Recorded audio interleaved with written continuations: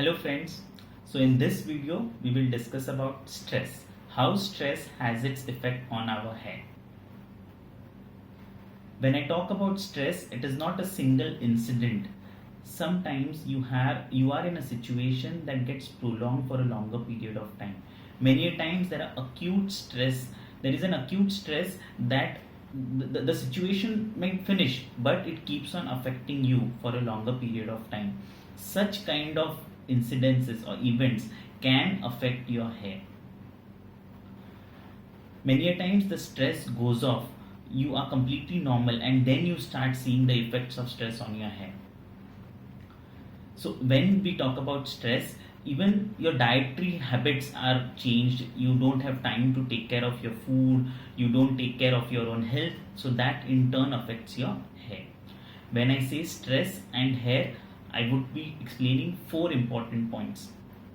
The first one being chronic telogen effluvium. So what do I mean by chronic telogen effluvium? In chronic telogen effluvium, what happens is, we know that hair has 3 stages: first, second and third. The third stage is the falling phase. What happens is, hair drastically suddenly they go from first phase to third phase. They skip the second one. So the time is accelerated and you suddenly start seeing hair fall. More number of strands are falling a day. You don't see hair fall from patches, but it is diffuse, it is from all over. You start seeing reduction in the volume. Such cases are known as chronic telogen effluvium. The best part to this is it can be recovered completely and it is self-limiting. Oral supplementation and local medicines to apply, you get good results.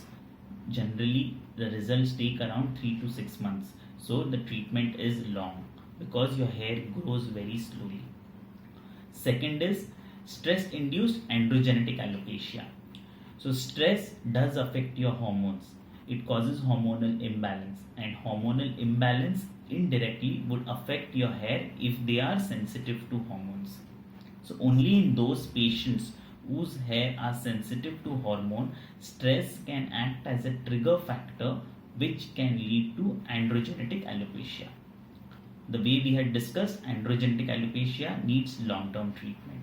Even if the stress goes off, the trigger factor has finished, but the androgenetic alopecia might persist. Third is known as trichotillomania.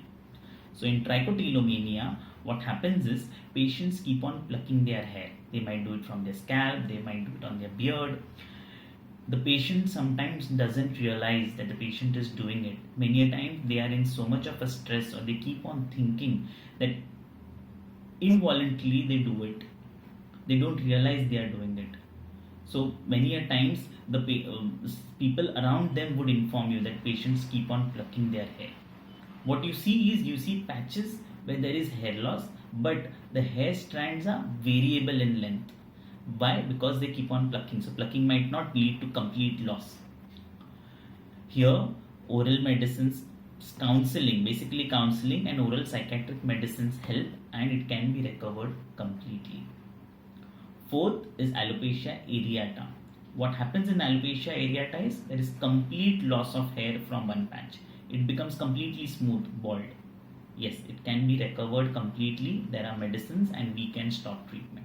I will discuss about alopecia in detail, alopecia areata in detail. So there are few supplements or dietary habits that would help reduce the effect of stress on our hair. Let's understand those. First is omega-3 fatty acids. For vegetarians, flaxseed oil, chia seed, walnuts, seaweed or algae supplements are good sources of omega-3. For non-vegetarians, it's the seafood. Vitamin C also helps in reducing stress. So oranges, lemon. If you're taking oral supplements, the ideal dose is 500 mg twice a day or 1000 mg single tablet a day. Third is B complex and vitamin B12. B complex, varieties of fruits and vegetables, different colors, there are good sources of B complex. For B12, generally your body produces B12 on its own, but many a times we are deficient. Why? Because the body is not producing it. So for vegetarians, there are no good natural sources. Oral supplements or injections are the best ones. For non-vegetarians, meat is a good source of B12. For non-vegetarians who are on meat and still B12 is on lower side, injectables or oral supplement are an option.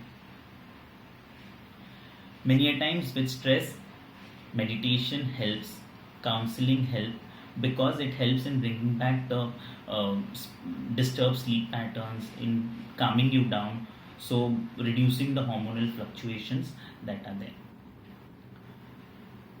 In this video, I have only spoken about stress. In the next one, I will discuss about post-infections, post-surgeries, post-medications, the hair fall that patients suffer.